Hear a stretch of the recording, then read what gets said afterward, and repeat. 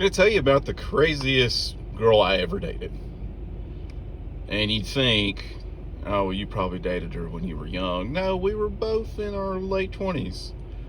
But go figure. I met her at a place I was working at, and she was trying to recruit me to work at her place. And I was like, well, I'm not really keen on working there, but I'm kind of interested in you. And we ended up dating for a while. We got along pretty well. We liked each other pretty well, but I didn't notice just something wasn't quite right.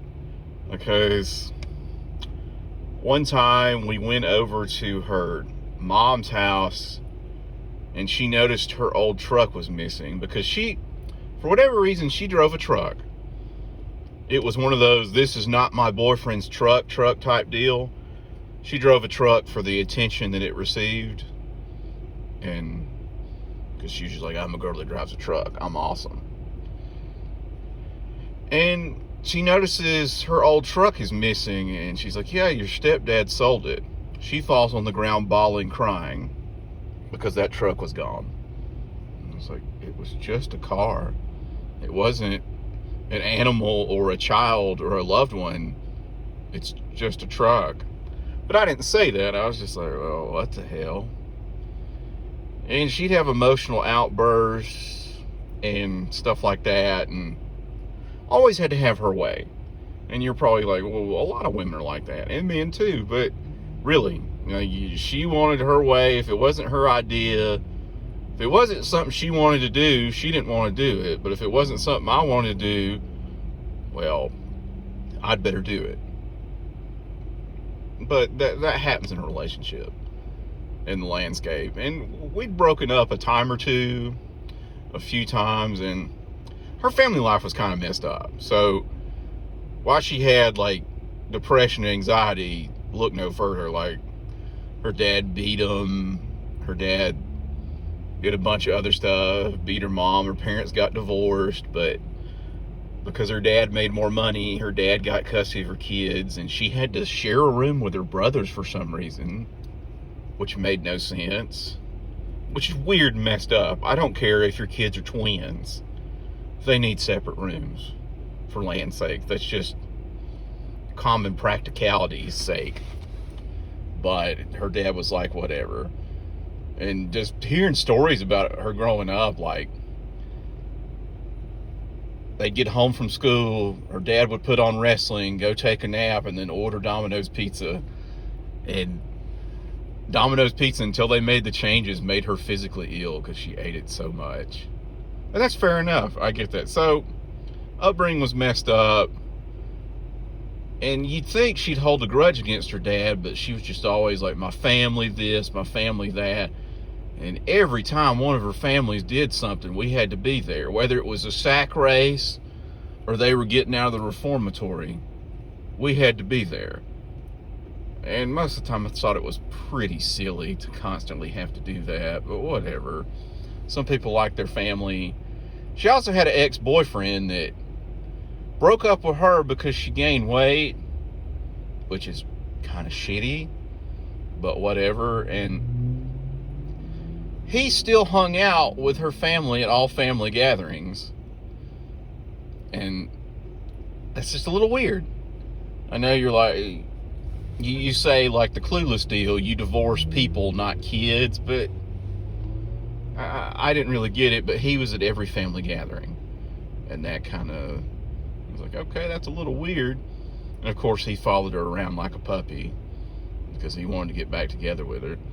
Their brothers, one of their brothers was all right. The other one, he's a wonderful person. I don't think he'd stolen anything in at least a week.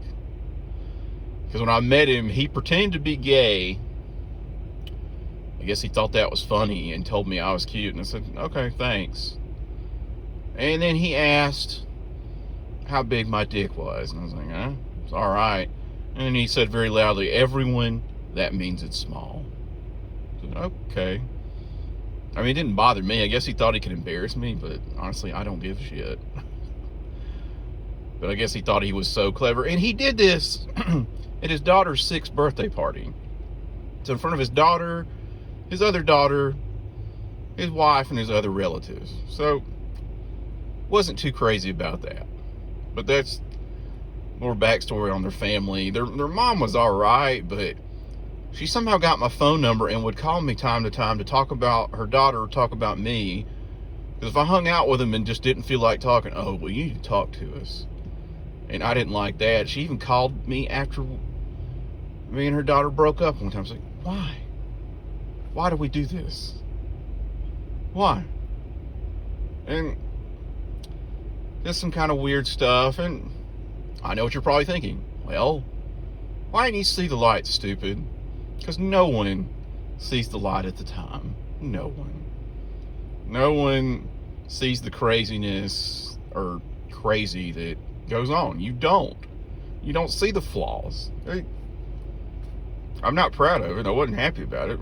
But she had another friend who I actually really liked, but that friend happened to be lesbian.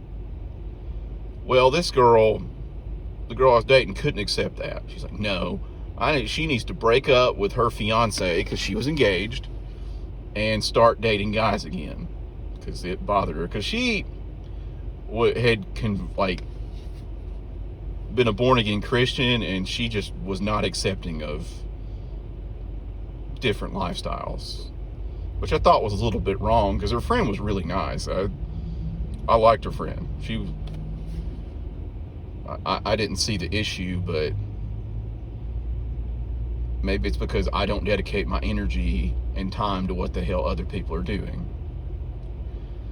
But anyway, on to the major part of the story. We broke up because, there's all kinds of reasons other than her crazy shit, because she had started going to therapy, which good for her.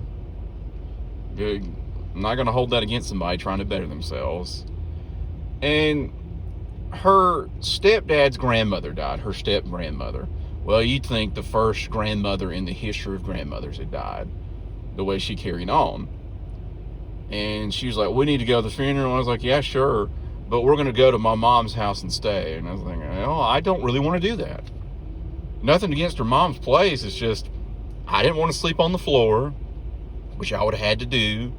I was like, I'll just come, because it was only like 45 minutes away. I was like, here, I'll just stay at my house, sleep in my own bed, and come the next day. And of course, she couldn't deal with that. If she didn't want to do something, it was fine. She didn't have to. She didn't want to. That was the end of it. But if I didn't want to do something, oh no. So she, of course, pulled the deal of, oh, well, you just don't worry about it. You don't have to go. I was like, no, I'll just come down in the morning.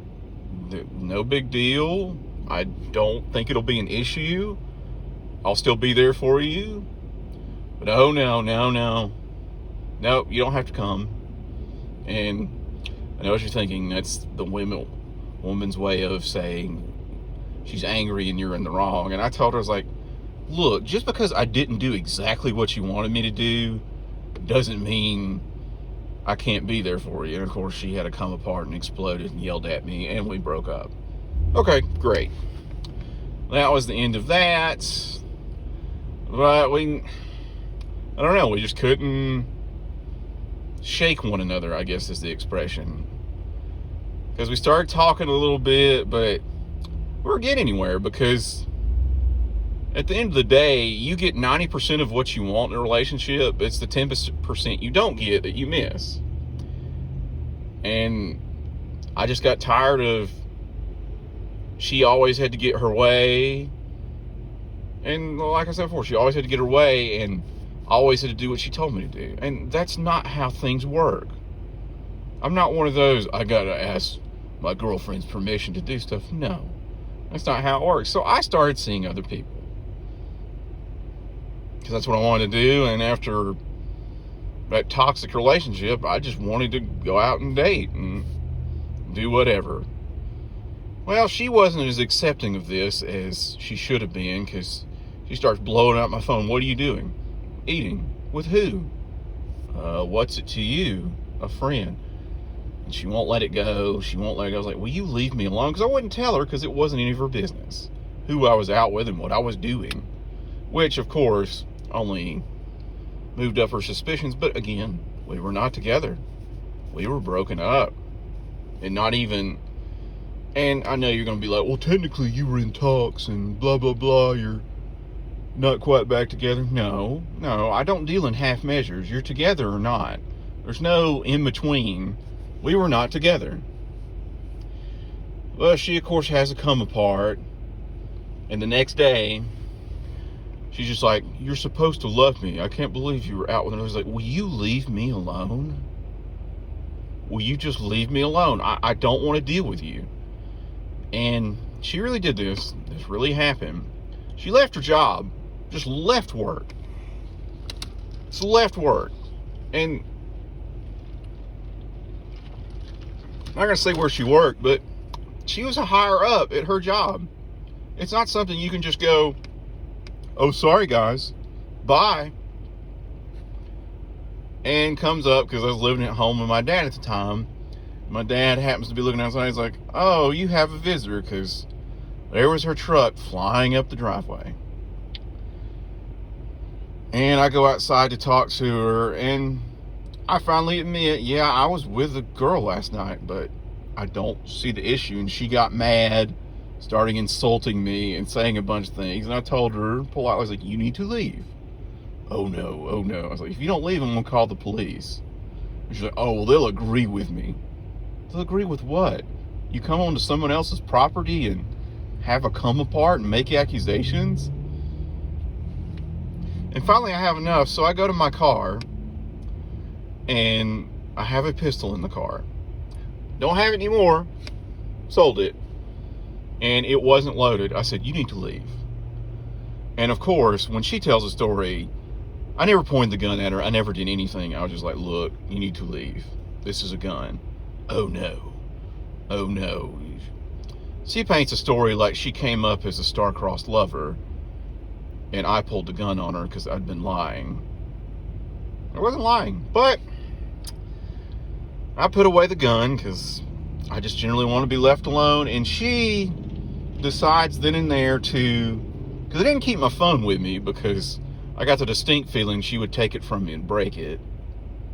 And she runs up the steps and goes inside my house.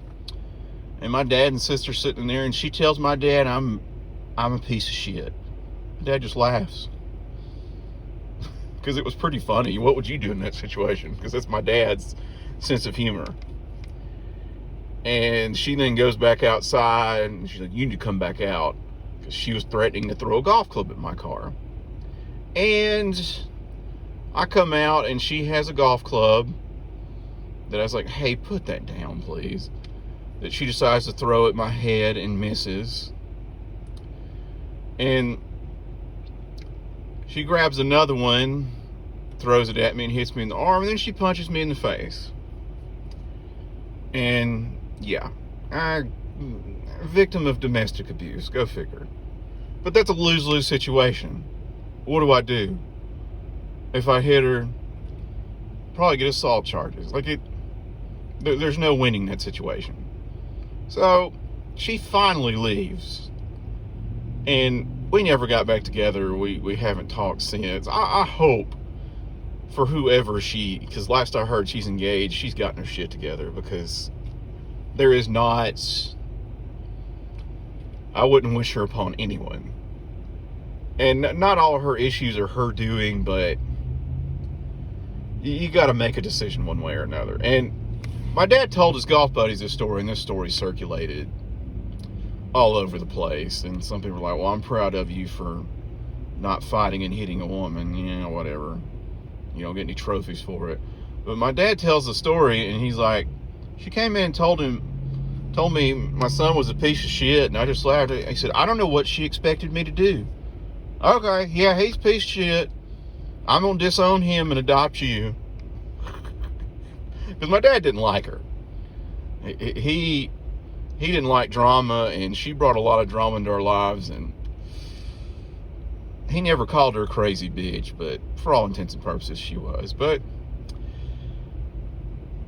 some people have dated worse, but she was a crazy one. She was very crazy.